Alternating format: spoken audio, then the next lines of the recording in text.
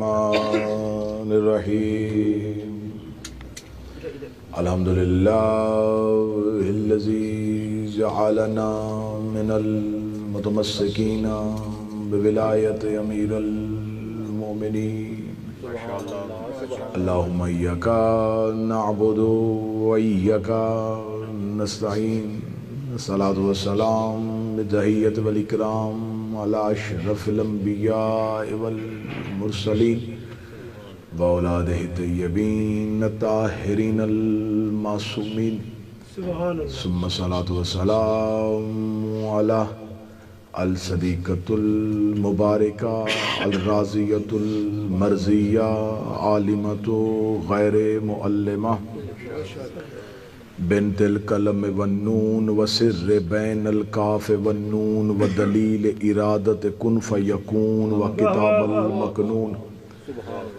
آیت اللہ العظمی وزوجت آیت اللہ الکبریٰ محافظت النبوہ وناشرت الولایہ ام الکتاب ام القرآن ام الانوار ام الائمہ ام المعصومین ام العلوم ام الہدیٰ ام الحسن ام الحسین ام المحسن ام العباس و ام ابیہا السیدہ فاطمہ الزہراء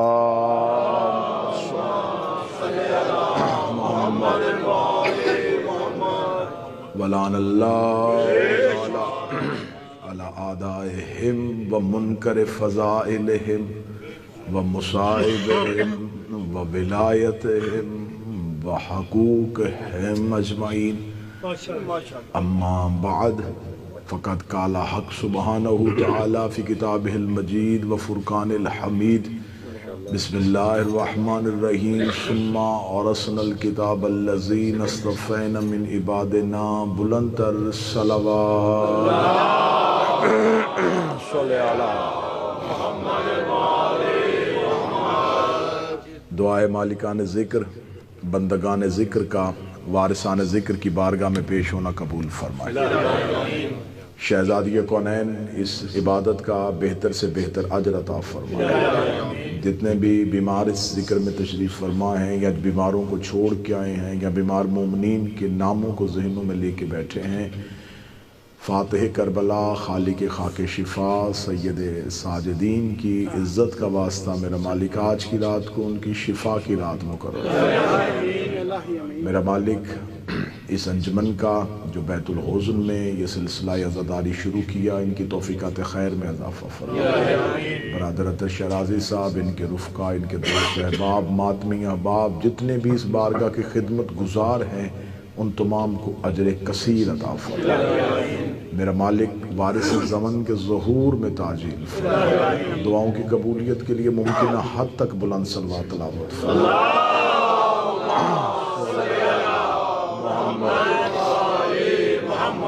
اجازت ہے ذکر شروع کیا جا سکتا خداوند متعال یہ چاہتا ہے کہ انسان جو اس کی مخلوق ہے وہ ہدایت یافتہ رہے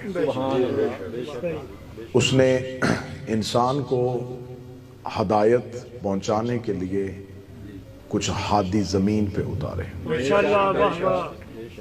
اور وہ اللہ یہ چاہتا ہے کہ وہ زمین پہ جا کے اللہ کی نمائندگی کرتے ہوئے مخلوق پروردگار کو ہدایت کرے جو سب سے پہلا ہادی اللہ نے زمین پہ اتارا وہ حضرت آدم ہیں اور حضرت آدم اکیلے نہیں آئے ان کے ساتھ ایک مستور ایک خاتون کو اتارا گیا جسے حضرت حوا کہتے ہیں یہ حضرت آدم اور حضرت حوا ہی کی اولاد ہے جو آج زمین پہ انسان کہلاتی ہے حضرت آدم اور حوا نے نسل انسانیت کا آغاز کیا زمین پہ اپنی نسل کو پھیلایا جب نسل پھیل گئی تو اب ان کی باقاعدہ تربیت کا بندوبست کرنے کے لیے خدا نے مختلف انبیاء زمین پہ اتارے پھر حضرت ابراہیم آئے اور انہوں نے اس بکھری ہوئی انسانیت کو ایک ملت کی صورت میں اکٹھا کیا. جب انہوں نے ملت بنائی تو پھر ایک مستور ساتھ تھی جسے ہاجرہ کہتے ہیں.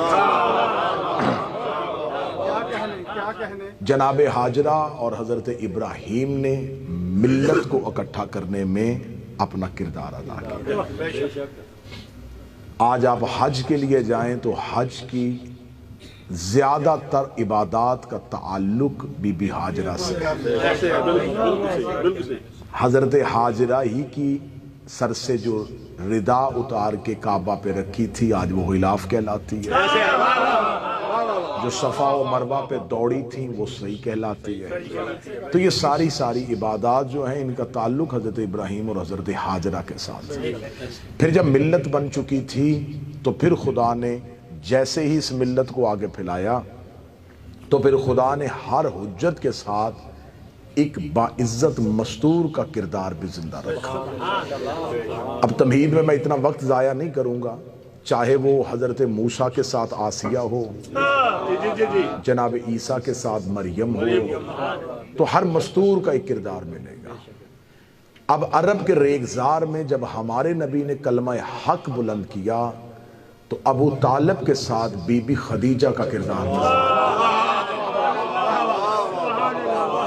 جس نے اپنے مال کے ساتھ اپنی دولت کے ساتھ اس دور کے ماحول میں اسلام کو مضبوط کیا.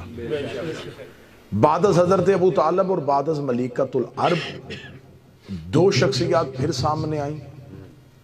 ایک ابو طالب کا بیٹا اور ایک خدیجۃ الکبریٰ کی بیٹی. حضرت اللہم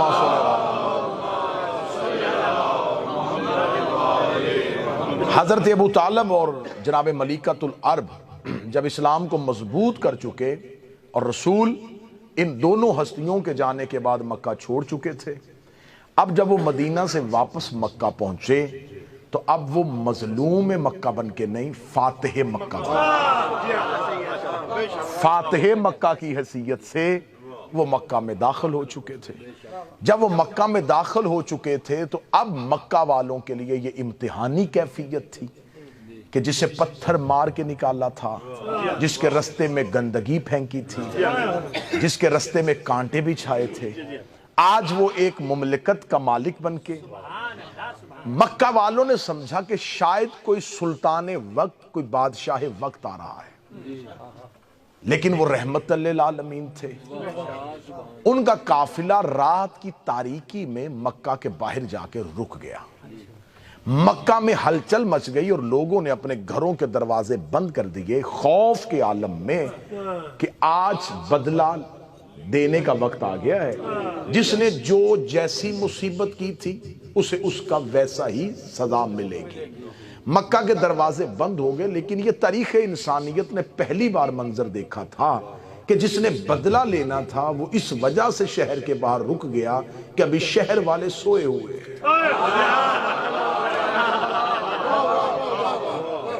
تمہید میں آپ ساتھ دیں گے تو نتیجہ آپ کی سوچوں سے وہ اس لیے رک گئے کہ شہر کے لوگ سوئے ہوئے ہیں, ان کے آرام میں خلل نہ آئے.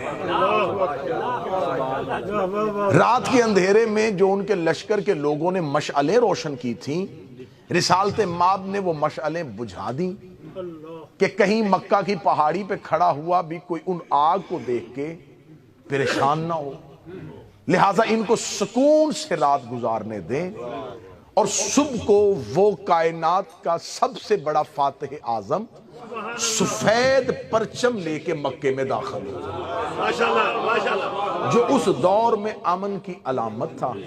اور مکہ میں داخل ہوتے ہی اپنے لشکر والوں کو کہہ دیا تلواریں نیاموں میں رہنی چاہیے, نیزے آپ کے اندر ہونے چاہیے, گھوڑا آپ نے دوڑانا نہیں ہے, اونچی آواز میں آپ نے بولنا نہیں ہے, کسی کا دروازہ آپ نے توڑنا نہیں ہے.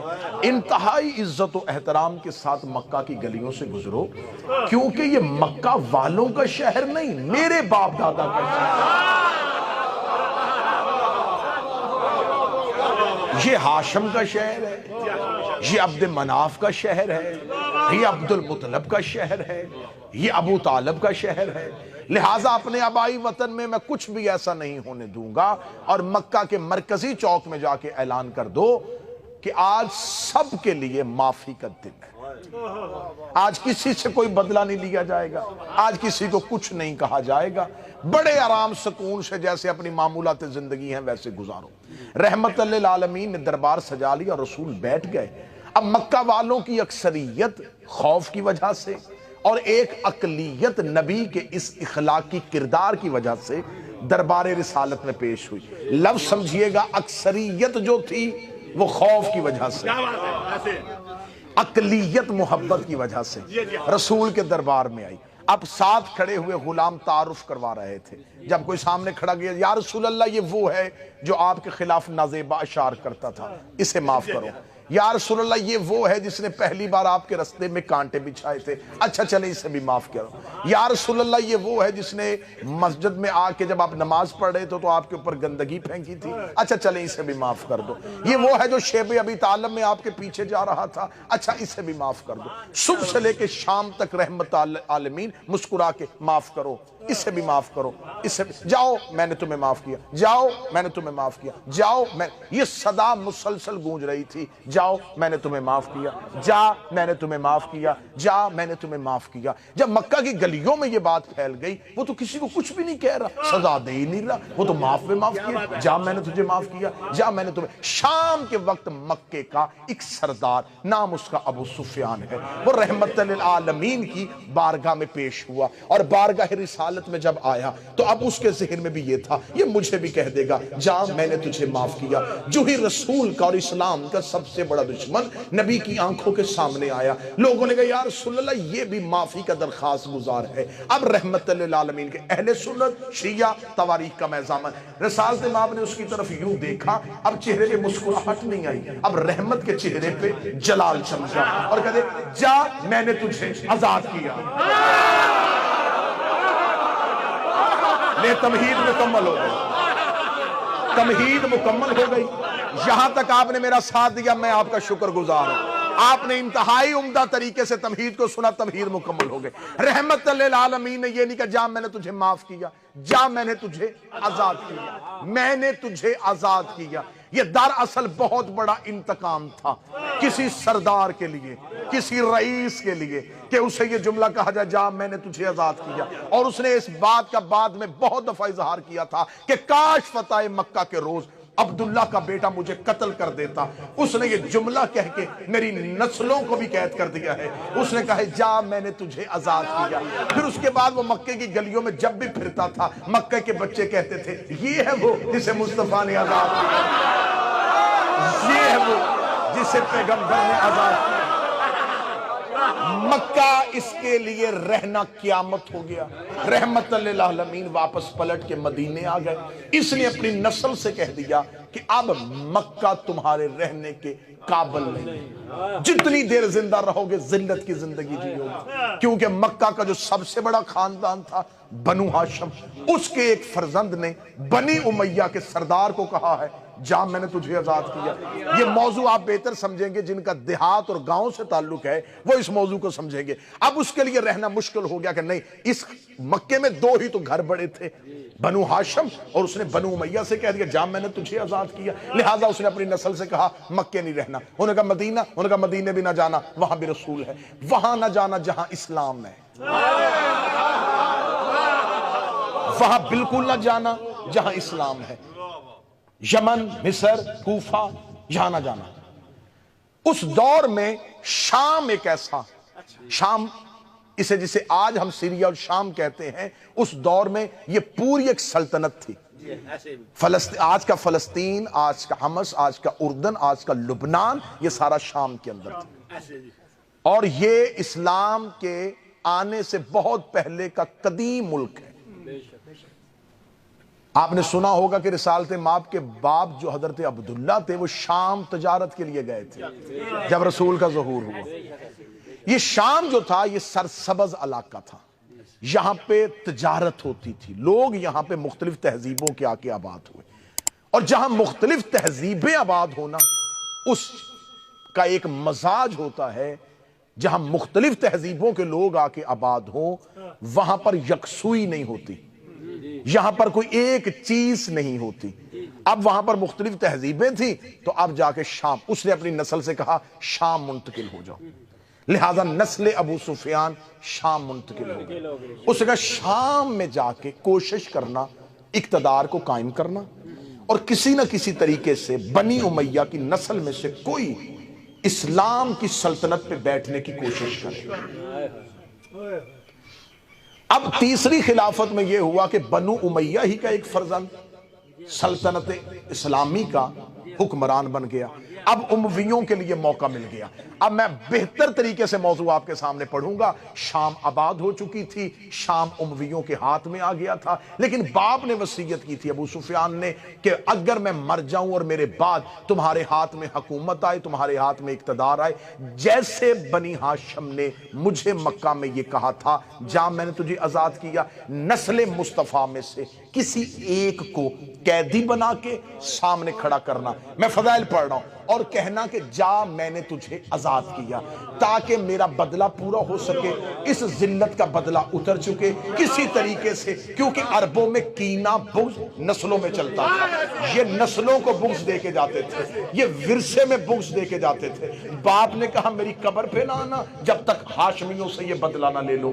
آخر ہاشمیوں نے پورا زور لگایا، ایڑی چوٹی کا زور لگایا، شام میں اپنا تسلط قائم کیا، شام نے اپنی حکمرانی قائم کی، مدینہ کے مرکز حکومت میں امویوں کا حکمران آ گیا۔ اب انہوں نے کوشش کی مدینہ بھی ہمارے پاس آ گیا، شام بھی ہمارے پاس آ گیا، اب ہم آل رسول کو، اہل بیت کو کوئی چیلنج کرتے ہیں۔ انہوں نے امیر المومنین کے دور حکومت میں بڑی کوشش کی کہ علی کو کسی طریقے سے شام لے کے آئیں، لیکن امیر المومنین کوفہ پہنچے، کبھی جمل میں انہیں شکست دی، کبھی صفین میں انہیں شکست دی، کبھی نہروان میں انہیں شکست دی۔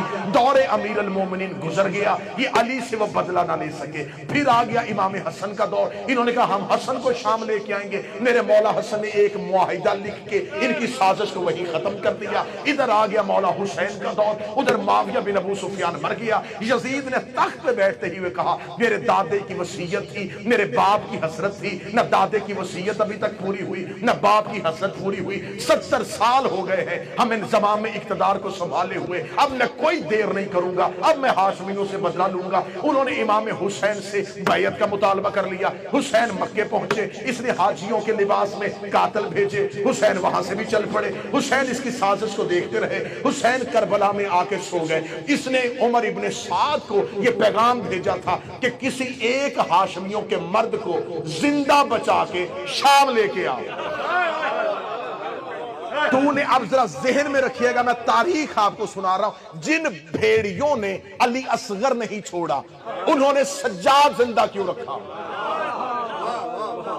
کیونکہ حکم یزید تھا کہ نسل حسین میں سے ایک بیٹا قیدی بنا کے شام لے کے آؤ تاکہ میں باپ کی وصیت، دادے کی وصیت پوری کر سکوں۔ ادھر سید الساجدین کربلا سے، میں فضائل پڑھ رہا ہوں، کربلا سے چل پڑے۔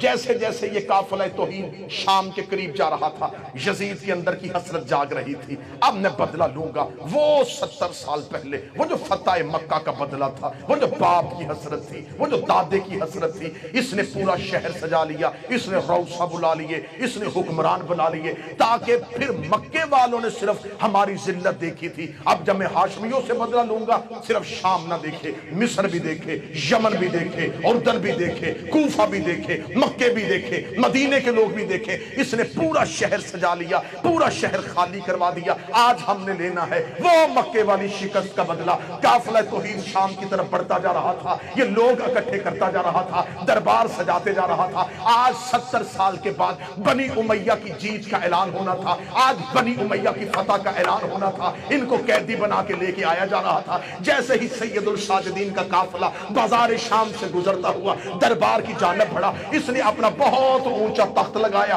اس تخت پہ جا کے بیٹھا، اس نے اپنے سر پہ اپنے دادے ابو سفیان والی پگڑی رکھی، اس نے گلے میں سونے کا ہار پہنا، اس نے اپنے پورے شاہانہ پروٹوکول کے ساتھ دربار میں بیٹھ کے کہا اب میں وہی فتح مکہ والا بدلہ لوں گا۔ ادھر سید الساجدین کا پہلا قدم دربار کے اندر داخل ہوا، اس نے کہا حسین کے بیٹے کو میرے آگے لے کے آؤ۔ ادھر سید الساجدین چلتے چلتے 17 سیڑھیاں اس کا تخت تھا، اس کے تخت کے نیچے جا کے سجاد کھڑے ہوئے، جو ہی سجاد کھڑے ہوئے اس نے کہا اب لوں گا بدلہ۔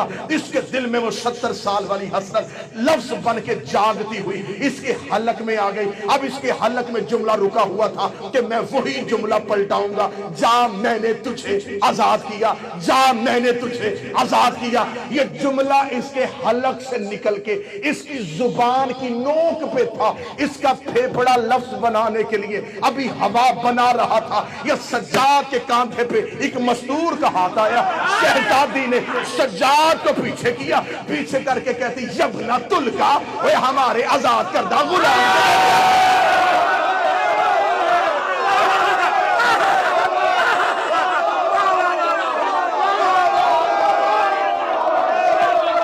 جس بندے کو محنت دے بولے یبنا تلکا،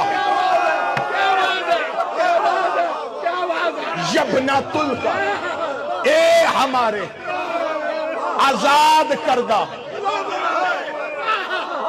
غلام کے بیٹے۔ ذرا اس رنگ سے فضائل سننا، اس رنگ سے فضائل سننا۔ میں آپ کو سید سجاد اور عالیہ کی فتح سناؤں۔ تم نے ہزاروں دفعہ منبر سے سنا فاتح شام، میں بتاؤں فاتح شام بنی کیسے تھی۔ شہزادی نے کہا یبنا تلکا، اوے ہمارے آزاد کردہ۔ یہاں لفظ ذہن میں رکھنا، غلام کی عربی زبان میں بڑے لفظ ہیں، عبد بھی غلام کو کہتے ہیں۔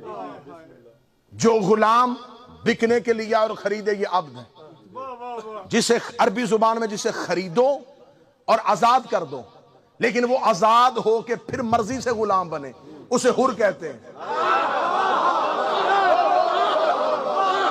جاؤ جا کے عرب کی لغت اٹھا کے دیکھو، حر اس غلام کو کہتے ہیں جسے کر آزاد دو پھر وہ مرضی سے غلام ہو جائے۔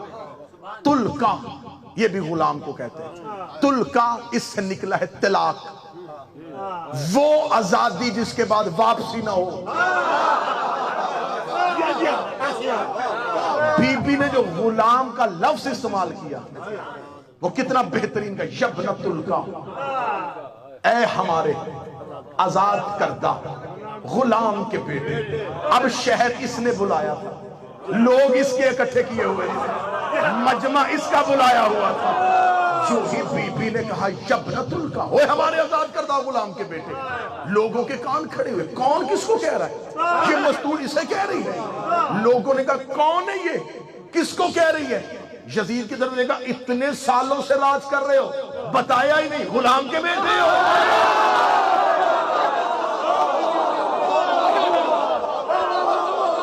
اتنے سالوں سے تخت پہ بیٹھے ہوئے ہو، راج کر رہے ہو، بتایا ہی نہیں، مکے میں غلام تھے۔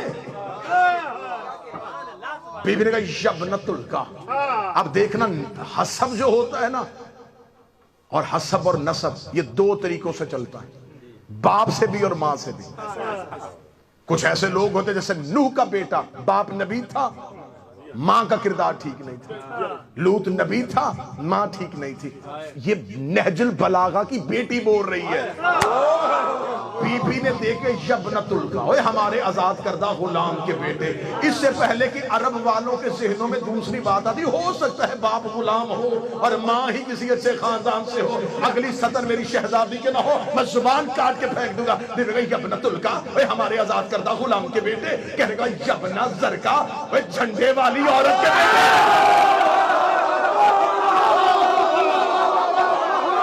اے بد کردار ماں کی اولاد، اے بد کردار ماں کی اولاد، یبنا تلکا و یبنا زرکا، اے بد کردار ماں کی اولاد، اے ہمارے آزاد کردہ غلام کے بیٹے۔ تو کیا سمجھتا ہے تو نے ہمیں قید کیا؟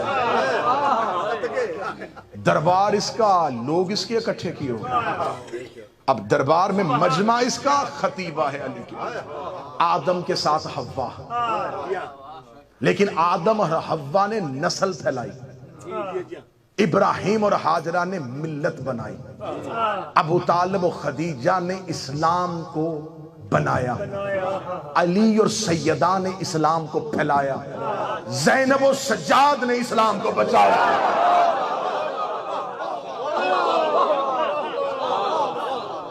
نہ سمجھنا، میں منت کر کے کہہ رہا ہوں، کبھی ان زاویوں سے سمجھا کرو اہل بیت کو.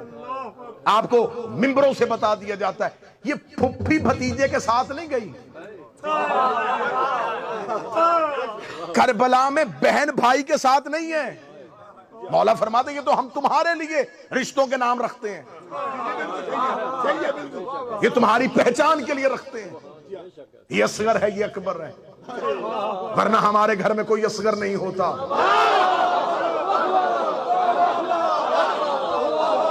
اور اصغر کے آگے لفظ ہے علی. جملہ کہہ دوں اگر کوئی ایک بندہ سے جن کا اصغر بھی علی ہو، ہائے ہائے ہائے، علی کہتے ہیں بڑے کو، جن کا اصغر بھی علی ہو، جن کا چھوٹا بھی بڑا ہو. یہاں پر بہن بھائی کے ساتھ نہیں گئی، یہ ہے شریکت الحسین.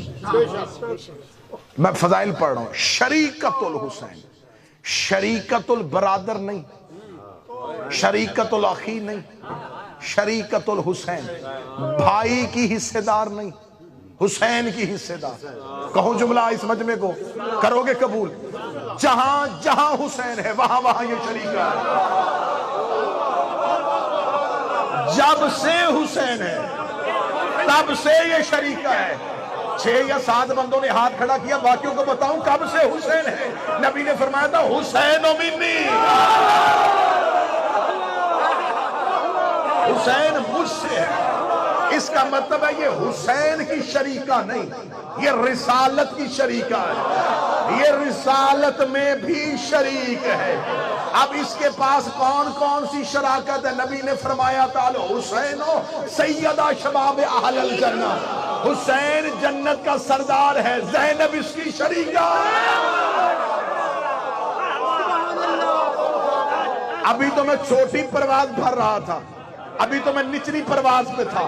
اگر 4 6 7 بندے میرے ساتھ چلو تو پرواز اوپر لے کے جاؤ. میں نے کہا تھا حسین و منی، جب سے حسین تب سے یہ شریکہ. جہاں تک حسین، حسین جنت کا سردار، عالیہ جنت کی سردار. میرے مالک حسین کہاں کہاں ہے؟ اجمیر میں سویا ہوا ایک فقیر بولا، اس کا حقہ کی بنا لا الہ تو حسین لا الہ ہے، زینب لا الہ میں شریک ہے.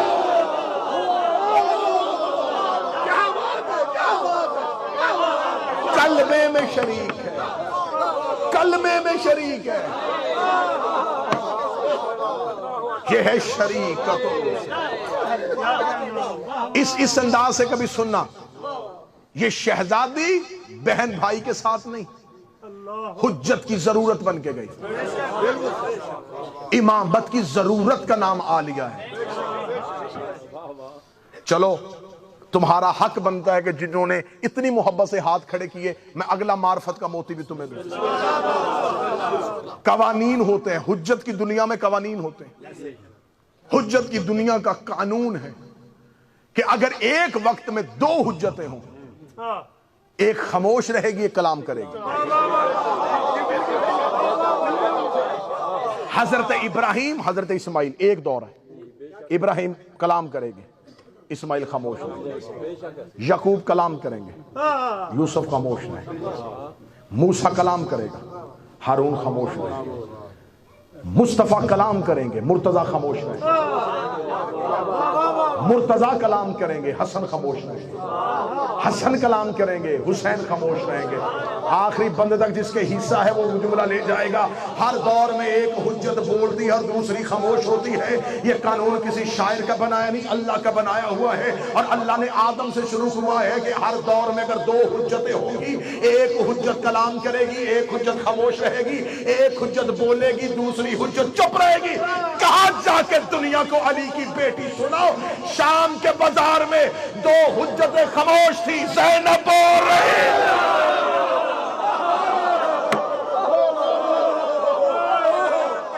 دو حجتیں خاموش ہیں، دو حجتیں خاموش ہیں، اور عالیہ بول رہی ہے، کیونکہ ان ہستیوں کے فضائل پڑھے ہی نہیں جاتے۔ ان کی زندگی میں صرف مصائب پڑھ پڑھ کے میں ان کے مصائب میں سے فضائل نکال کے سنا رہا ہوں۔ آپ جذبات پہ قابو رکھیے گا ورنہ مجھے مجبوراً مصائب کی طرف آنا پڑے گا۔ یہ ہے علی کی بیٹی، دو حجتیں، دونوں وقت کے امام، ایک دور کا امام، ایک آنے والا امام، دو امام تھے خاموش۔ خطبہ کس نے دیا؟ شہزادی نے۔ کوفہ میں خطبہ کس کا؟ عالیہ کا۔ شام میں کس کا؟ عالیہ کا۔ دربار میں کس کا؟ عالیہ کا۔ 19 خطبے ہیں کوفے سے لے کے شام تک، علی کی بیٹی نے دیے ہوئے، علی کی بیٹی نے خطبہ دیا۔ اب یہ مجمع مجھے بول کے بتا، میں معرفت کا موتی تمہارے حوالے کروں جو شام میں سیدہ سے خیرات میں ملا ہے، مجھے بول کے بتاؤ یہ شہزادی نے بازاروں میں خطبے دیے تھے، یہ کس کے لہجے میں دیے تھے؟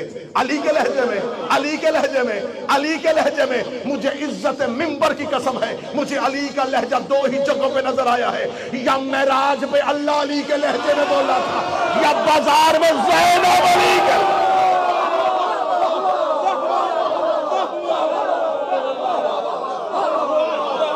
یا تو لہجہ پروردگار اللہ نے لیا تھا یا عالیہ نے لیا ہے۔ ان کی زندگی کے مصائب میں سے فضائل نکال دیں۔ میں ایک اور ہے، یہ زاویہ مصائب کا ہے لیکن قابو رکھیے گا، میں فضائل کا جملہ دوں۔ آپ نے ہزاروں دفعہ منبر سے سنا ہے کہ شہزادی جلتے ہوئے خیمے میں گئی اور سجاد کو لے کے آئی۔ اب یہاں پر یہ نہ سمجھنا کہ پھپھی کو ڈر تھا کہ بیٹا معاذ اللہ جل نہ جائے۔ یہ پھپھی آگ کے ڈر سے بیٹا نہیں لا رہی، کیونکہ حسین شہید ہو چکے تھے اور 9 لاکھ فتح کا جشن منا رہے تھے۔ اہل بیت ختم کر دیے، ہم نے بدلے لے لیے بدر اور احد کے۔ خیام میں آگ لگی، جلتے ہوئے خیمے کو اللہ نے خود سجاد کو رکھا۔ اس سے پہلے ایک نبی گیا تھا جلتی آگ میں، اس کا نام ابراہیم تھا۔ آگ نمرود کی جلائی تھی، جب ابراہیم کو پھینک رہے تھے تو وہ بار بار اللہ سے پوچھ رہا تھا، منجبی کے ذریعے پھینکا گیا تھا، اور ابراہیم بار بار پوچھ رہا تھا چلا جاؤں چلا جاؤں۔ آخر فرشتے نے کہا خدا کہہ رہا ہے کہ میں نے وحی کر دی ہے آگ پہ، یا نار کونی بردن و سلام، اے آگ ٹھنڈی ہو جا ابراہیم کی سلامتی پر۔ جب تک ابراہیم کو پتہ نہیں چلا کہ ٹھنڈی ہو رہی ہے، ابراہیم پوچھتا رہا چلا جاؤں۔ جو پوچھ کے آگ میں جائے اسے ابراہیم کہتے، جو جلتے ہوئے شعلوں میں مطمئن ہو کے جا رہی تھی اسے زینب کہتے۔ اب شہزادی گئی اور شہزادی نے آگ میں سے سجاد کو پشت پہ اٹھایا۔ لے آؤ قرآن منبر پہ، مرضی کے مولوی سے جا کے پوچھو، حجت کا وزن سوائے حجت کے کوئی اٹھا نہیں سکتا۔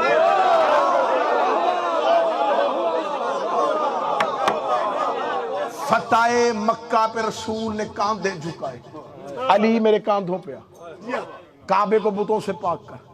ایک صحابی نے آگے کہا یا رسول اللہ بہتر نہیں کیا بزرگ ہیں آپ جو علی کو اٹھائیں، ہم آپ کو اٹھا لیں، آپ کعبے کو بتوں سے پاک کریں۔ رسول نے فرمایا پیچھے ہٹ، تجھے نہیں پتا نبوت کا وزن سوائے امامت کے کوئی اٹھا نہیں سکتا،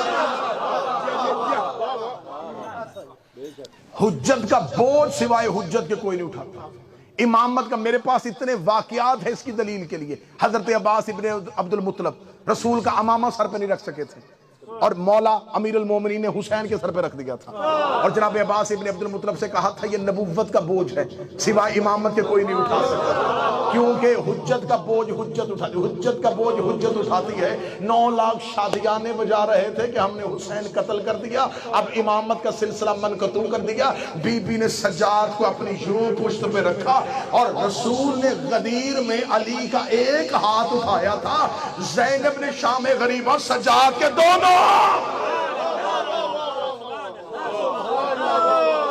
دونوں ہاتھ اٹھا کے کہا ہاذا الامام، یہ ہے امام۔ اب شہزادی نے دیکھے کہا تو کیا سمجھتا تجھے ہم نے قید کیا ہے؟ ایک خطبہ میں پڑھوں گا شہزادی کا، یہ ہے خطاب۔ اب کیونکہ سید الساجدین پڑھنا ہے تو مجھے جملہ پڑھنے دینا۔ اب سید الساجدین کوئی نہ سمجھے کڑیوں میں تھے، سر جھکا کے روتے رہے، گریہ بزدلی نہیں تھی، تشہیر کربلا تھی۔ جاؤ جا کے دیکھو کہ اللہ نے جس طرح ہر نبی کو صفت دی ہے، ہر نبی کو معجزہ دیا ہے، یعقوب کے پاس کیا تھا؟ گریہ۔ حضرت یعقوب کی صفت تھی رونا، رونا نبیوں کی صفت ہے۔ بڑا آسان زاویہ دینے لگا ہوں، کسی سے پوچھنا کہ جناب یعقوب تو تھے، وہ اللہ کے نبی تھے، روتے کیوں تھے؟ کہتے تھے اس لیے کہ یوسف بچھڑ گیا تھا۔ اچھا پتا تھا نا نبی کو علم نبوت سے کہ یوسف زندہ ہے، تو جب پتا تھا پھر روئے کیوں؟ روتا ہے انسان اندر کی تکلیف سے۔ جب یقین تھا کہ یوسف زندہ ہے اور بھیڑیے نے نہیں کھایا اور وہ مصر پہنچ گیا ہے اور وہ بادشاہ بننے والا ہے، پھر یعقوب رو کیوں رہے تھے؟ جناب یعقوب کا رونا جو تھا وہ معاذ اللہ کوئی بزدلی نہیں، کوئی تکلیف نہیں تھی۔ یعقوب رو اس لیے رہے تھے کہ یعقوب جس ماحول میں رہ رہے تھے، یوسف کے دشمن قبیلے کے لوگ نہیں تھے، سگے بھائی تھے، برادران یوسف کے دشمن تھے، وہ کنویں میں پھینک کے آئے تھے اور جرم چھپا رہے تھے۔ اللہ کا نبی رو رہا تھا اور وہ بار بار کہتے چپ ہو جا، کیوں روتا ہے؟ اللہ نے یعقوب کو زیادہ رو تاکہ مجرم بے نقاب ہو۔ کوئی بندہ ہے جو سجاد سننے کے لیے آئے؟ اس رنگ سے سجاد سنو، زیادہ رو۔ جتنا یعقوب روتے رہے اتنا بھائیوں کو تکلیف ہوتی تھی۔ کیوں تکلیف کیوں ہوتی تھی؟ یعقوب صبح اٹھتے رونا شروع کر دیتے، اور گھر میں نہیں روتے تھے، بازار میں جا کے رونا۔ بھائیوں نے آ کے ایک دوسرے سے کہنا وہ پھر گلی میں رو رہا ہے، روتے تھے، لوگ گزرتے تھے، کیوں رو رہا ہے؟ میرا یوسف، میرا یوسف، میرا یوسف۔ مجرم ڈر گئے کہ ایسے اگر روتا رہا ایک دن کہانی کھل جائے گی کہ ہم نے کیا کیا تھا۔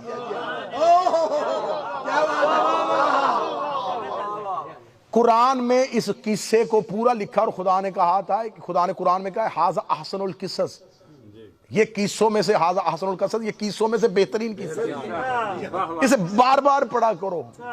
اللہ نے قرآن میں واقعات کتاب موٹی کرنے کے لیے نہیں لکھے، نصیحت کے لیے لکھے، بار بار اس قصے کو دہرایا۔ اور ایک یہاں پر ایک اور بھی ہے، جب جناب یوسف مصر میں بادشاہ ہو گئے تھے اور بھائی آئے تھے اور بھائیوں کو نہیں پتا تھا کہ یہ یوسف ہے، انہوں نے یہی سمجھا کہ یہ مصر کا بادشاہ ہے اور اس سے ملنے کے لیے آئے۔ تو جب آئے تو جناب یوسف نے ایک کمرے میں، جس کمرے میں ان کا دسترخوان لگایا تھا، وہاں ایک شخص کو کہا کہ مصور کے کہا کہ دیوار پہ ایک تصویر بنا۔ اس میں تصویر میں عکس دکھا کہ ایک کنویں کے اندر کچھ لوگ ایک بچے کو پھینک رہے ہیں اور اس تصویر کے آگے پردہ لگا۔ تصویر مصور نے بنائی اور جناب یوسف نے پردہ لگوا دی۔ جب بھائی دسترخوان پہ بیٹھ گئے اور یوں کہ آج شاہی کھانا کھائیں گے، یوں ہاتھ میں لقمہ تھا، یوسف نے غلام سے اشارہ کیا پردہ ہٹا۔ جیسے ہی پردہ ہٹا تصویر پہ نظر پڑی، تفسیریں کہتی ہاتھ سے لقمے گر گئے۔ یوسف نے کہا کھاتے کیوں نہیں؟ کہتے ہیں اس کے آگے پردہ کر دیں، جہاں پردہ لٹکا تھا لٹکا دیں. بڑے دھیمے لہجے میں اونچی بات قرآن سے کرنے لگا ہوں. وہ تصویر حقیقت نہیں تھی، وہ شبیہ تھی. شبیہ سامنے آئے، قاتل کو جرم یاد آ رہا ہے. شبیہ دیکھ کے نکاح نہیں ٹوٹتا، بندوں کو جرم یاد آ جاتا.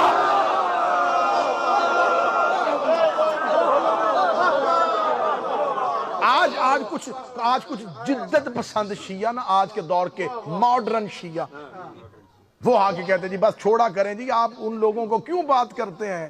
آخر نبی کی کوئی نہ کوئی رشتہ داری تو ان کے ساتھ تھی، اس رشتہ داری ہی کو دیکھ لیں. آؤ میرے سامنے آنکھوں میں آنکھیں ڈالو. یوسف کے بھائیوں کی 3 نبیوں سے رشتہ داری تھی.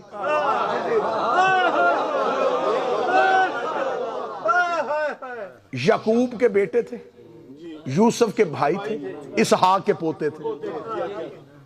3 نبیوں سے قریبی رشتہ داری، اور پھر بھی لعنتی.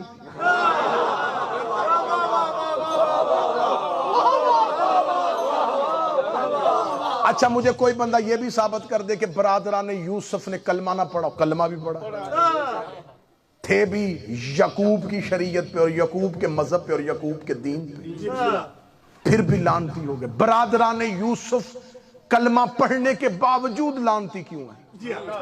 کلمہ بھی پڑھا ہے اور 3 نبیوں کے رشتہ دار بھی ہیں. اور نہیں جی ہمارا ممبر آل محمد کے لیے ہے جی. جس بندے کو کوئی نہ سمجھ آتی یاسر بھائی، وہ کہتا ہے جی اپنوں کے فضائل پڑھو، ہمیں ضرورت کیا ہے جی، سانوں کی ضرورت ہے دوسرے نے چھیڑ دی. اپنے آدھے فضائل پڑھو. اللہ سے کہو نا صرف اپنوں کے فضائل پڑھ. میرے لگ تیرا مقابلہ نہیں بنتا. تو قرآن میں کبھی نمرود کی بات کرے، کبھی فرعون کی بات کرے، کبھی شداد کا تذکرہ، کبھی ابلیس کا تذکرہ. بس ٹھیک ہے تو اپنوں کی بات کر. کہتے جی نہیں مجلسوں میں ان کے نام ہی نہیں لینے چاہیے. تو جس قرآن کو چومتے اس کے اندر فرعون کا نام ہے، اس کے اندر ابلیس کا نام ہے. تو اب خدا نے اس وقت تک محبت نہیں رہتی جب تک دشمن سے نفرت نہ ہو. اب برادران یوسف کس بات کا لڑائی کس بات کی تھی؟ مسلمان بھی تھے، صاحب کلمہ بھی تھے، اور 3 نبیوں کے رشتہ دار بھی تھے. ایک جرم ان کو کھا گیا. وہ یوسف سے حسد کرتے تھے، کیونکہ نبی کرتا تھا یوسف سے پیار.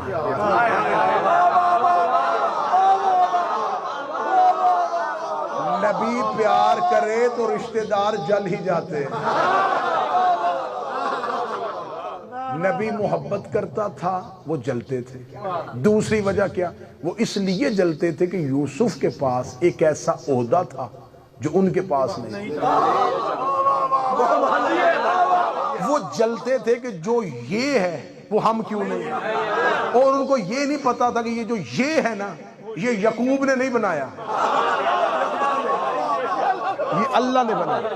اب خدا نے مذمت کر دی. اب جناب یعقوب نے گریے کے ساتھ یوسف کے مجرموں کو بے نقاب کر دیا. بیٹے کبھی بھی بے نقاب نہ ہوتے اگر یعقوب روتا نہ. روتا رہا. آخر آنکھیں کیسے ملی تھی؟ یوسف کا کرتا لا کے دیا گیا، کرتا آنکھوں کو لگایا، بینائی واپس آ گئی. میرے اللہ ڈنمارک میں بیٹھ کے سوال کرتا ہوں، کپڑا بھی شفا دے دیتا ہے؟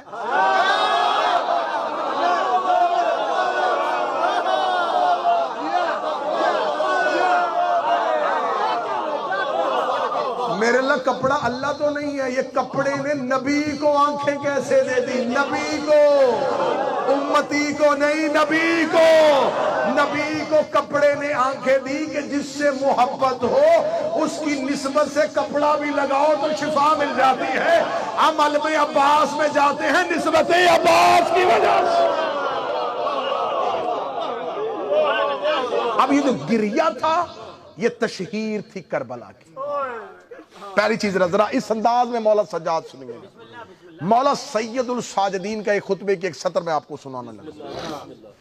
جی یہ وزن تھا امامت کا. ذرا ایک جملے میں صرف مولا سجاد کا روب سمجھ لیجئے گا, کتنا روب تھا, ایک جملے میں سمجھ لیجئے گا. شام میں بیٹھے ہوئے یزید نے مدینے میں بیٹھے ہوئے اپنے گورنر کے ذریعے مولا حسین سے بیعت مانگی. ٹھیک ہے, آپ نے گورنر سے کہا حسین سے کہ بیعت کر, اگر نہیں کرتے تو ان کو قتل کرنا. جس یزید نے, میں بڑا دھیمے لہجے میں اونچا جملہ کہنے لگا, جس یزید نے شام میں بیٹھ کے مدینے حسین سے بیعت مانگی تھی, 1 سال سجاد اس کے زندان میں رہے, اس نے سجاد سے بیعت کیوں نہیں مانگی؟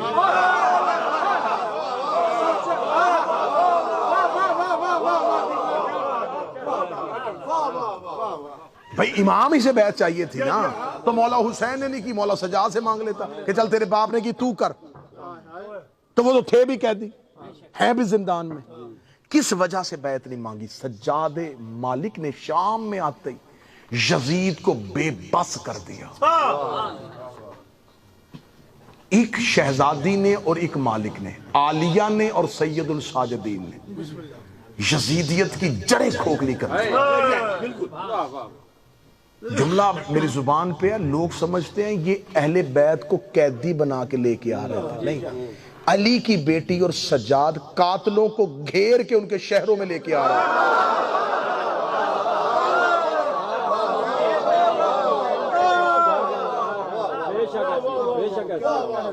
ذرا پوری کی پوری اسی کہانی کو اس زاویے سے دیکھنا جس سے میں دکھا رہا ہوں, کیونکہ مولا حسین کا قتل ایک لکودک صحرا میں ہوا تھا, میڈیا کوئی نہیں, دور صحرا جس کے ارد گرد کوئی آبادی نہیں, اور 9 لاکھ کے اجتماع نے کیا تھا. قاتل کا سراغ لگنے کا کوئی جواز ہی باقی نہیں تھا کہ جو امام حسین کے ساتھی تھے وہ قتل کر دیے, اور پورے کا پورا مورخ جو تھا وہ بنی امیہ کے کنٹرول میں تھا. ان کی مرضی کے سارے گورنر تھے موجود.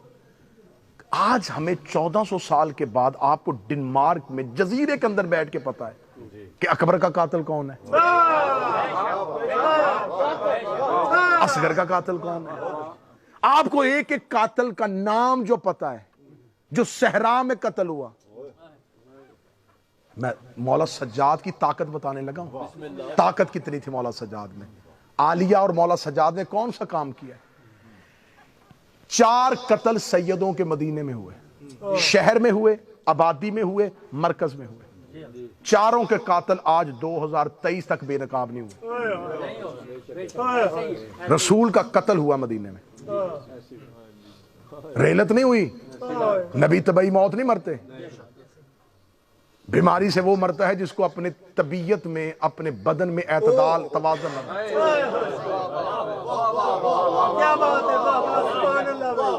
بیماری تب آتی ہے جب آپ کو اپنے بدن میں اعتدال نہ رہے, توازن, کسی چیز کا بڑھ جانا اور کم ہو جانا, یہ بیماری ہے. جس کا بدن پہ کنٹرول نہ ہو وہ کائنات پہ کیسے کرے گا؟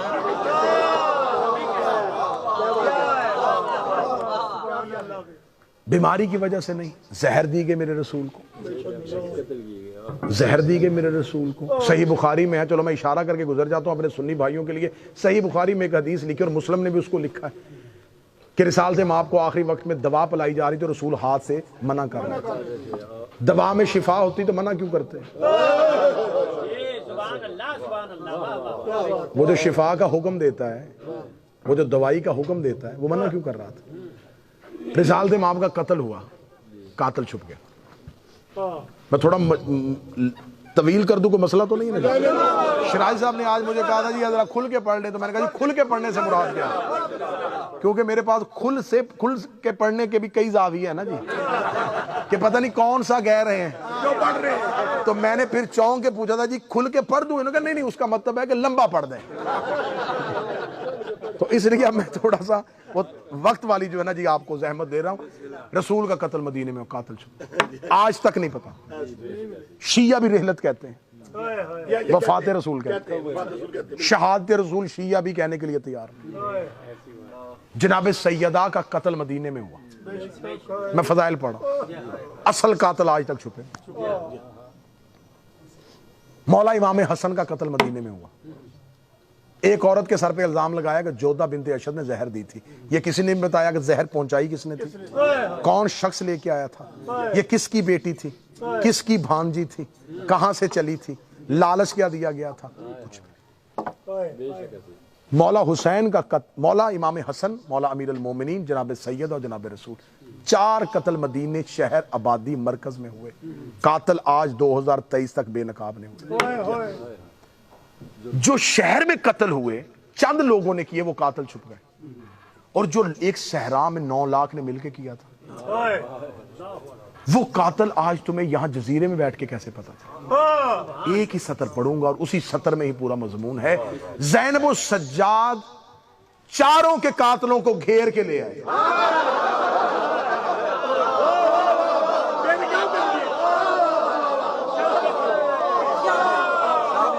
اگر یہ کربلا سے اپنے اپنے گھروں کو چلے جاتے, اگر یہ کربلا سے قتل کرنے کے بعد بھاگ جاتے, آج نہ کوفے والوں نے ماننا تھا, شام والے نے کہنا تھا میں نے لشکر بھیجا ہی نہیں, قادسیہ والے نے کہنا تھا مجھے کیا پتا, بصرہ والے نے کہنا میں تو حکومت کر رہا تھا.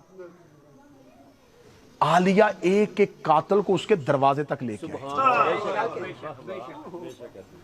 آج تاریخ کو پتا چل گیا کہ قاتلان حسین میں سے کوفے سے کون کون گیا تھا, شام سے کون کون تھا. یہ جو 36 شہر ہے نا, یہ 36 شہر نہیں تھے, یہ پوری قاتلوں کی پٹی تھی جہاں سے عالیہ گزرتی گئی ہے اور قاتلوں کا بتاتی گئی ہے. اس شہر سے اتنے قاتل گئے تھے. بی بی گھیر کے ان کو لے کے آئی. اب مولا سجاد کے مجھے خطبے کا ایک جملہ پڑھ. مولا سجاد جب دربار میں آئے ہیں تو عالیہ بھی بول رہی ہیں اور مولا سجاد کا ایک خطبہ. جب سید الساجدین دربار میں ہے تو اب سید الساجدین جو ہے نا وہ قیدی ہاتھوں کے ساتھ کھڑے. اس ملاؤن نے ایک کرائے کا خطیب بلایا اور اسے ممبر پہ کھڑا کر کے کہا ذرا بنی امیہ کی تعریف کر, میں اپنے منہ نہ کروں تو کر. اس خطیب نے آ کے ابو سفیان کے قصے, معاویہ کی تعریفیں اور اللہ کی قرآن کی وہ آیتیں جو اہل بیت کے لیے آئی تھی نا, ان کا شان نزول بنی امیہ کا ہے, یہ بھی بنی امیہ کے لیے. اب یہ ساری چیزیں وہ کیوں کروا رہا تھا کہ سجاد قیدی حالت میں کھڑے ہیں, یہ چپ رہیں گے اور ان کا چپ رہنا ان کی تائید بن جائے گا. جب وہ خطیب بول رہا تھا تو سید الساجدین نے کڑیوں سے سر اٹھایا. پہلا جملہ ہے جو کتابوں کا میں پڑھنے لگا ہوں. مولا فرمایا ویلک ایھا الخاطب. ویل کہتے ہیں جہنم کی ایک وادی. یہ لفظ آپ کو قرآن میں نظر آئے گا, ویل للمصلین الذین, جہنم کی آخری وادی ہو ان نمازیوں کے لیے.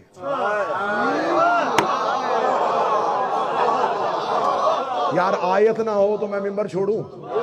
آیت ہے قرآن میں ویل للمصلین, مصلین الذین هم عن صلاتهم ساہون. صرف ترجمہ پڑھوں گا, تشریح نہ مجھ سے کروانا. خدا کہتا جہنم کی آخری وادی ہو ان نمازیوں پہ جو اپنی نماز کو بھول چکے تھے.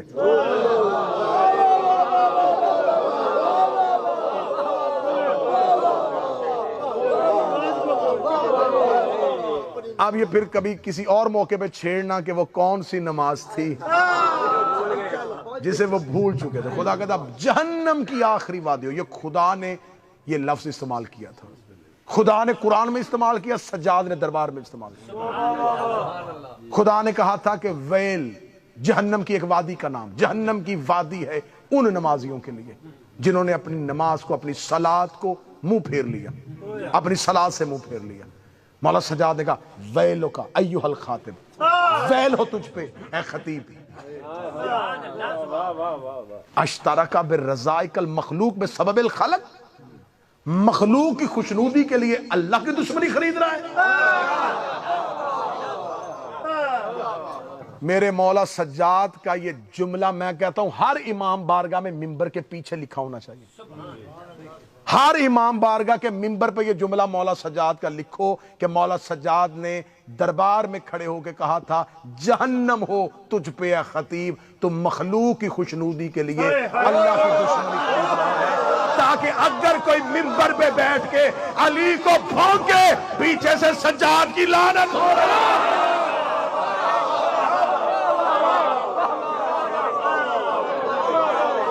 جو مجمع کو خوش کرنے کے لیے علی کو بھونکے، جو مجمع کو خوش کرنے کے لیے کہے کہ عباس معصوم نہیں ہے، جو لوگوں کو خوش کرنے کے لیے کہے کہ زینب معصومہ نہیں ہے۔ مولا سجاد کہتے ہیں جہنم ہے تجھ پہ اے خطیب، تو نے مخلوق کو خوش کرنے کے لیے اللہ کی دشمنی خرید لی۔ یہ کہہ کے سید الساجدین 4 قدم آگے بڑھے، اور 4 قدم آگے بڑھ کے مولا سجاد کی آواز آئی، شکر ہے اس پروردگار کا جس نے ہمیں علم، حلم، سخاوت، شجاعت دی۔ یہ کہنے کے بعد سجاد مسکرا کے کہتے ہیں وہ محبت فی قلوب المومنین، اس کا شکر ہے اس نے مومنوں کے دلوں میں ہماری محبت پیدا کی۔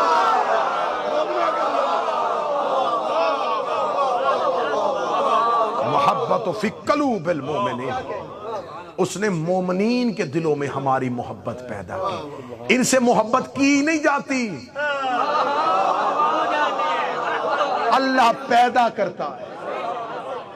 ایک شخص نے میرے 8ویں امام سے آ کے کہا تھا کہ میرے اوپر کچھ تھوڑا سا قرضہ ہے، اگر آپ وہ میرا قرضہ اتروا دے نا تو میں آپ کا شیعہ ہو جاؤں گا۔ مولا صاحب نے کہا کتنا قرضہ ہے؟ اس نے کہا اتنے دینار۔ مولا فرمایا یہ پکڑ دینار، تو شیعہ نہیں ہو سکتا۔ اس نے کہا میں اپنی مرضی سے ہو رہا ہوں۔ مولا فرمایا تجھے کس نے کہا ہے کہ تو اپنی مرضی سے ہو رہا ہے؟ تیرا وہاں نام لکھا نہیں، روحوں نے ہماری ولایت کا اقرار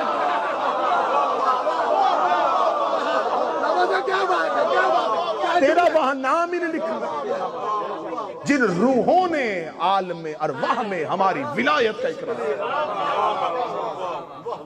محبت آل محمد کی اللہ پیدا کرتا ہے، مخلوق محبت نہیں لاتی، محبت اللہ پیدا کرتا ہے۔ معصوم فرماتے ہیں اس اللہ کا شکر جس نے ہمیں علم، حلم، شجاعت، سخاوت دی اور مومنین کے دلوں میں ہماری محبت پیدا کی۔ پیدا کرنے کے بعد امام مولا نے یہ جملہ کہا اور دربار میں سناٹا طاری ہو گیا۔ سجاد بول رہے تھے نا، ہاشمی خطیب بول رہا تھا، نہج البلاغہ کا بیٹا بول رہا تھا۔ یہ کہنے کے بعد اگلا جملہ مولا سجاد کا، میری 22 سال کی ذاکری ترازو پہ تولو، میں مولا سجاد کے ایک جملے پہ وار کے پھینک دوں۔ مولا سجاد اس کی طرف دیکھ رہے، اتر لکڑیوں کے ڈھیر سے نیچے۔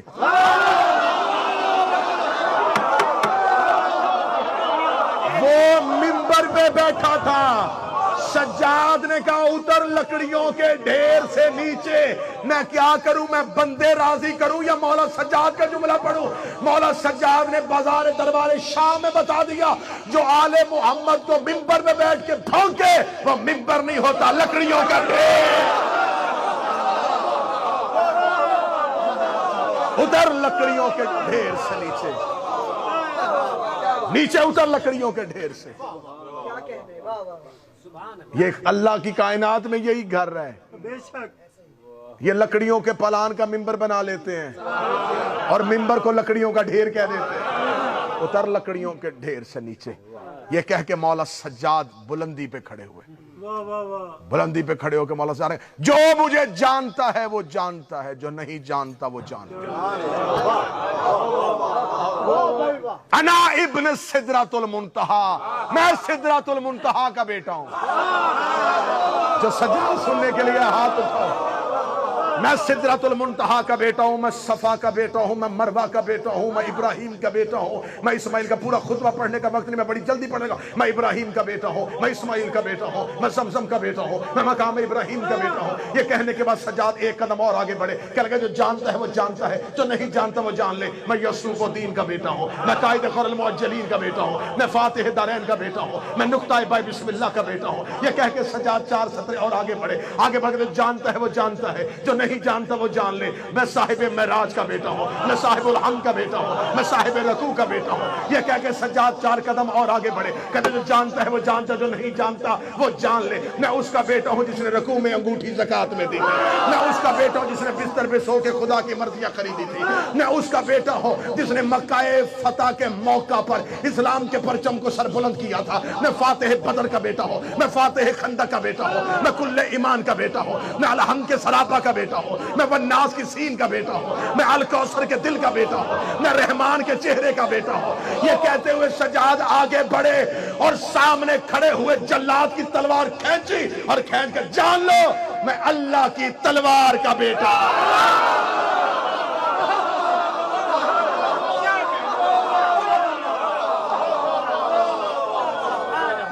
کہنا تھا، یوں کہنا تھا سجاد کا،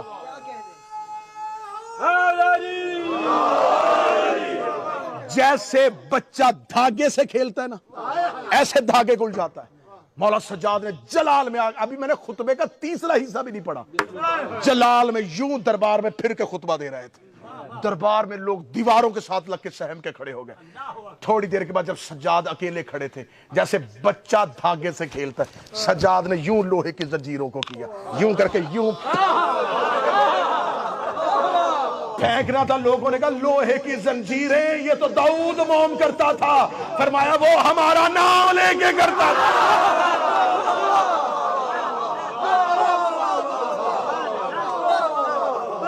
میں اللہ کے تیر کا بیٹا ہوں، میں اللہ کی تلوار کا بیٹا ہوں۔ یہ کہہ کے مولا سجاد کا تم نے کیا سمجھا کہ تم نے ہمیں قید کیا؟ ہم مشیت الہی کے قیدی ہیں۔ یہ زیور ہم نے تمہاری قید کا نہیں، اس کی محبت کا۔ اگر اس کی رضا اس میں نہ ہوتی تو تم میں سے کس کی جرت ہے کہ عباس کو گھوڑے کی زین سے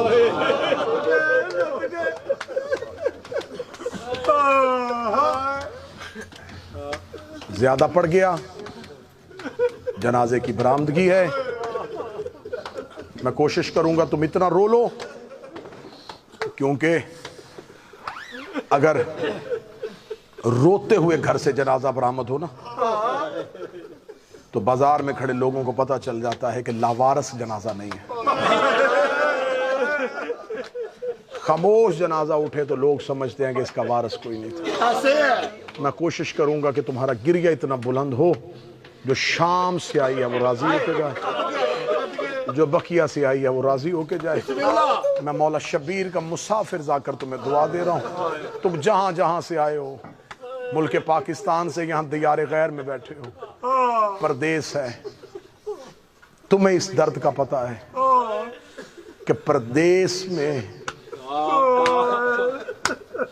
بیٹھے ہوئے سے ایک معافی مانگے جو اللہ تمہارے گھروں کو سلامت رکھے، اللہ تمہارے گھروں کو آباد رکھے، اللہ تمہیں اولاد کے دکھ سے بچائے۔ کتنا مشکل ہوتا ہے کمبر بھائی پردیس میں بہن دفنانا،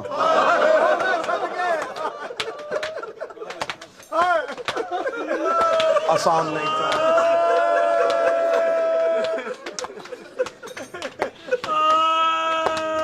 میرا مالک آپ کی بہنوں کے پردے سلامت رکھے، دنیا کا دستور ہے۔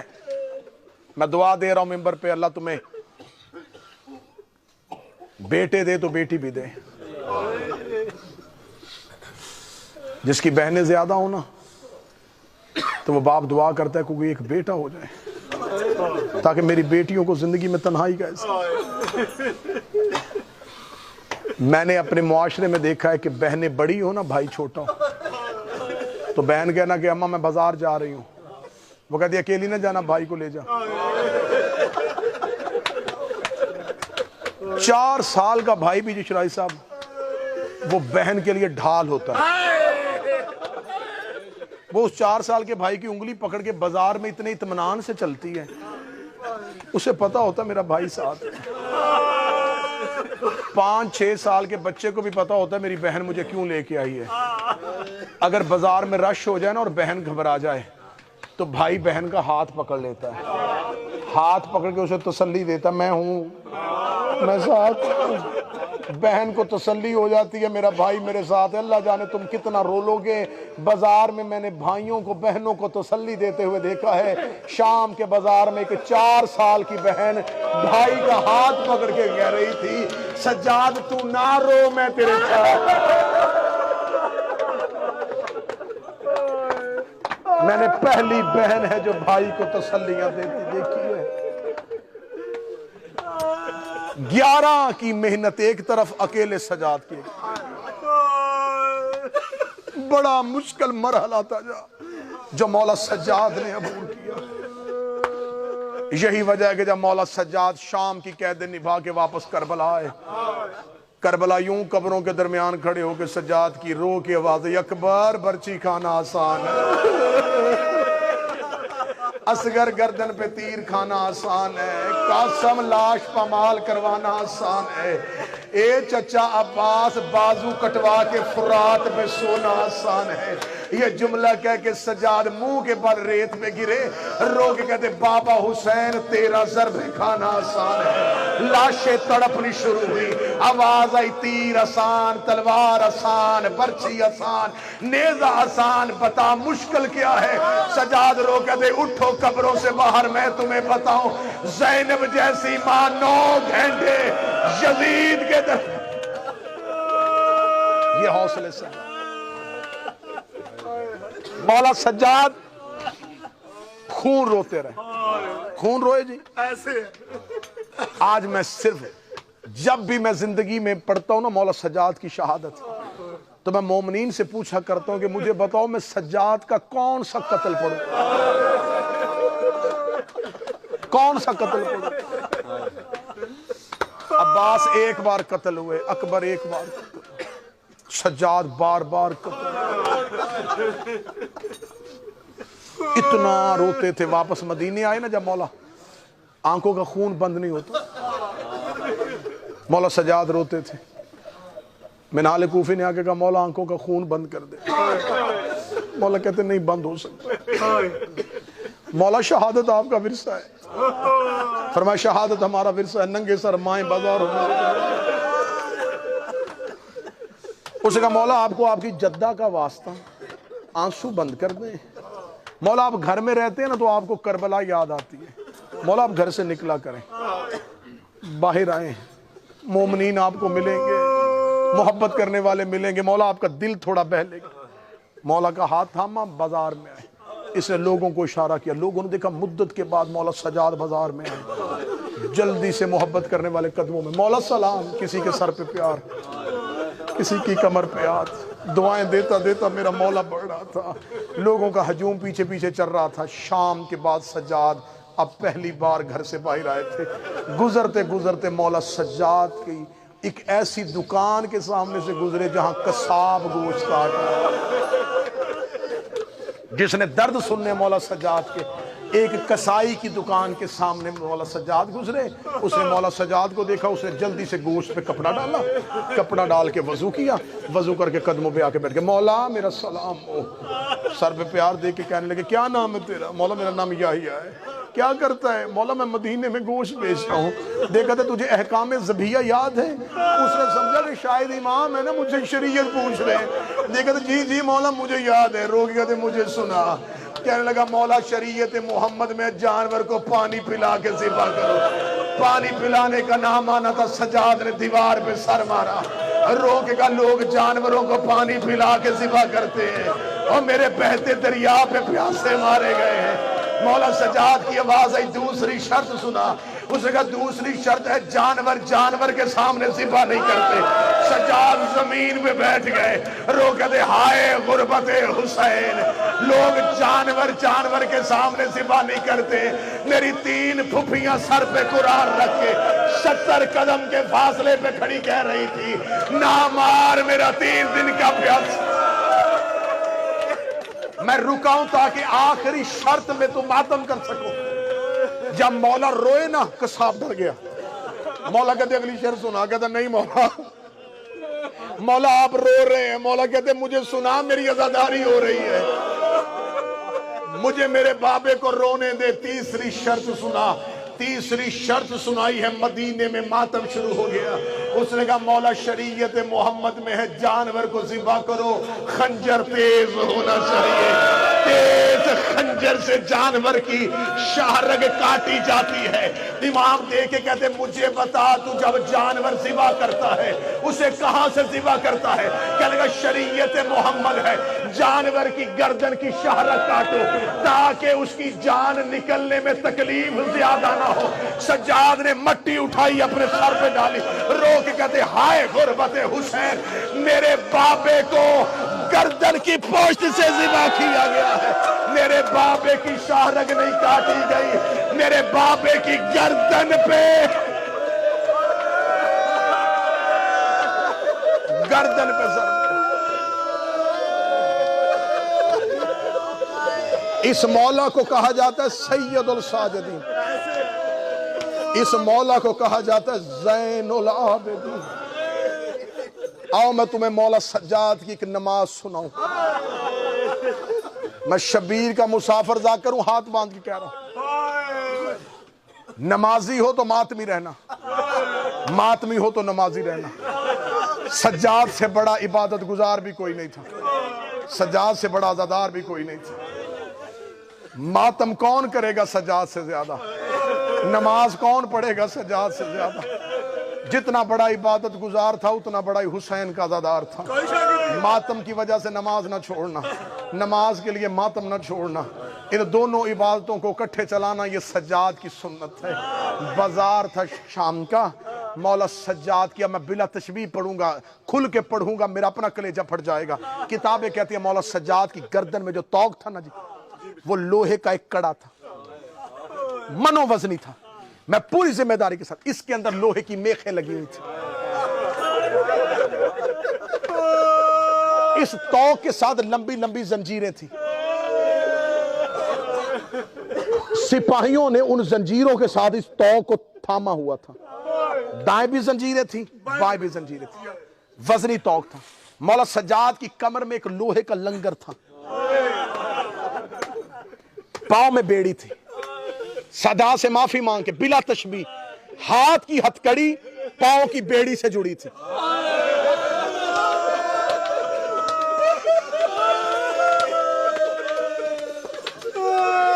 اب میں وجہ پڑھوں اگر ماتم کرو گے۔ مولا سجاد کی ہتھکڑی پاؤں کی بیڑی سے کیوں جڑی تھی؟ کیونکہ انہوں نے ایک ہتھکڑی میں باپ اور بیٹا قید کیا تھا۔ بیٹے کا قد چھوٹا تھا، اسی کڑی میں باکر تھے، اسی کڑی میں سجاد تھے۔ شہزادہ باکر کے قد کے برابر مولا سجاد کی کمر جھکی ہوئی تھی۔ جب مولا سجاد گرنے لگتے، بائیں والے ملون زنجیریں کھینچتے، ادھر سے میخیں گردن کے اندر چلے جاتے۔ اس ماحول میں مولا سجاد کھڑے تھے۔ شام کے بازار میں آگے آگے جا رہے تھے سروں والے نیزے، پیچھے سجاد اور سجاد کے پیچھے تھی علی کی بیٹیاں۔ یہاں حسین کے سر والا نیزہ رک گیا، حسین کا نیزہ رکا تو اکبر کا رک گیا، اصغر کا رک گیا۔ نیزے رکنے شروع ہوئے، نیزے زمین پہ گڑ گئے۔ ایک ملون کی آواز آئی، نیزے والے نیزے کیوں نہیں چلا رہے؟ ان کا نیزے زمین کے اندر چلے گئے ہیں، نیزے نہیں چل رہے۔ اس کا نیزے کیوں نہیں چل رہے؟ ان کا قافلے میں پیچھے دیکھو۔ کسی نے پیچھے سے آواز دے کے کہا حسین کا بیٹا نماز پڑھ رہا ہے۔ سجاد نے شام کے بازار میں نماز شروع کر دی ہے، سجاد نماز پڑھ رہے ہیں، اس لیے قافلہ رک گیا ہے۔ اس ملون نے کہا یہ نماز پڑھتا رہا تو ہم نے تو اعلان کیا ہے کہ باغی مارا گیا ہے، اس کی نماز ہمیں جیتی ہوئی جنگ ہروا دے گی۔ اس نے دو سپاہیوں سے کہا جاؤ سجاد کی نماز توڑو، تم ماتم گھر تک کرے گا۔ روایت کہتی دو سپاہی گھوڑا دوڑاتے ہوئے شام کے بازار میں آئے۔ انہوں نے جن ملونوں کے ہاتھوں میں سجاد کے توق کی زنجیریں تھی، انہوں نے ان سے زنجیریں کھینچی، اپنے گھوڑوں کے ساتھ باندھی اور گھوڑے دوڑانے شروع کیے۔ سجاد شام کی گلیوں میں رو رو کے کہہ رہا تھا سبحان ربی یلعلا و بحمدہ۔ نو کے نیزہ سے حسین کی آواز آئی انت زین العابدین، انت سید الصالحین۔ شام کی گلیاں میرے مولا کے لہو سے بھر گئی۔ میں مولا سجاد کا کون سا قتل پڑھوں؟ مولا سجاد بازار سے گزر رہے، ایک شخص تماشا دیکھنے کے لیے آیا تھا، بوڑھا تھا، اس نے یوں دیکھی حالت، وہ قدم چلاتا چلاتا سجاد کے قریب آیا، دیکھ کے کہنے لگا وہ جو سامنے سر قرآن پڑھ رہا ہے تیرا کیا لگتا ہے؟ آواز آئی مجھے مظلوم کا بابا۔ وہ بوڑھا شخص دیکھا تھا کوفے سے رہتا ہوں مدت سے، ایسا قرآن تو میں نے علی سے سنا تھا۔ علی کا نام مانا تھا، مولا سجاد دیکھے تو علی کو پہچانتا ہے؟ کہتا ہاں میں علی کو جانتا ہوں۔ فرمایا اسی علی کا بیٹا حسین ہے جو قرآن پڑھ رہا ہے۔ کہنے لگا تو کون ہے؟ کہنے لگا میں اس حسین کا بیٹا سجاد ہوں۔ کہنے لگا یہ کون ہے؟ آواز ہے یہ میرا بیٹا باقر ہے۔ ابھی صحابی منہ موڑنے لگا تھا، سجاد کی آواز ہے منہ نہ کرنا، پیچھے علی کی بیٹیاں کھڑی ہیں، پیچھے حسین کی بہنیں کھڑی ہیں۔ اتنا کہنا تھا، یہ دیکھ کہتا آباد کر تھا محمد کا گھر، کس نے اجاڑا میرے نبی کا کنبہ؟ کہنے لگا یزید نے مار دیا ہے حسین کربلا میں۔ اتنا کہنا تھا، اس شخص نے قبضہ تلوار پہ ہاتھ رکھا، رکھ کے کہنے لگا دے مجھے اجازت، وقت کا امام میں حسین کا بدلہ لو، میں جملہ پڑھوں گا تو ماتم کرے گا۔ سجاد رو کہتے اے بندہ خدا تلوار نہ نکالنا، میری سکینہ ڈر جائے گی، میری زینب ساتھ بیٹھی ہے، یہ نہ ہو کہ بازار میں جنگ کا ماحول بن جائے، میری بہنیں اونٹ سے گر۔ تلوار نہ نکالنا، تلوار نہ نکالنا، بازار میں جنگ کا ماحول نہ بنانا، میرے ساتھ میری پردہ دار ہے، میری ماؤں کے سامنے بازار میں جنگ شروع نہ کرنا۔ اس کا بدن کانپنا شروع ہوا، دیکھ کے کہنے لگا کیا دکھاؤں گا منہ رسول کو، میرے سامنے فاطمہ کی اولاد گزر گئی، کچھ مجھے حکم کر میں کروں۔ دیکھنے لگا دے مجھے اجازت، میں گھر سے جا کے کوئی مال لے کے یزید کو ضمانت کے طور پہ دوں، تیری قیدیں آزاد کرواؤں۔ مولا سجاد کی آواز آئی نہیں میں تجھ پہ راضی، میں تیری جنت کا ضامن۔ دیکھنے لگا مجھے ایسے بازار سے خالی نہ بھیج، مجھے کوئی حکم کر دے، جو سید بیٹی معاف کر دینا۔ سجاد کہتے ہیں اگر کچھ کرنا چاہتا پھر ایک احسان کر دے۔ رو کہتے ہیں احسان نہیں مجھے حکم کر۔ سجاد رو کہتے ہیں اپنے سر سے امامہ اتار۔ اس نے امامہ اتارا، سجاد کی آواز آئی اسے لپیٹ، اس نے لپیٹا، آواز آئی میری پشت کے پیچھے آ، میری گردن سے توق ہٹا کے یہ کپڑا میری گردن کے اوپر، توق اور میری گردن کے درمیان یہ کپڑا رکھ دے۔ وہ کہتا جو ہی میں سجاد کی کمر کے پیچھے گیا، میں نے توق اٹھایا، سجاد کی گردن پہ مجھے گوشت نظر نہیں آیا۔ ساری زندگی، بس آخری روایت سنانے لگا، ساری زندگی تم نے سنا لہو رویا تھا، میں پوری ذمہ داری کے ساتھ تمہیں بیت الحزن میں بتا کے جا رہا ہوں، مولا سید الساجدین کربلا میں خون نہیں روئے، کوفے خون نہیں روئے۔ پہلا آنسو کب آیا تھا؟ اس روایت پہ ہی جنازہ برآمد ہو جائے گا۔ پہلا آنسو کب آیا تھا؟ جب پہنچے تھے نا شام کے صدر دروازے پہ، حوصلے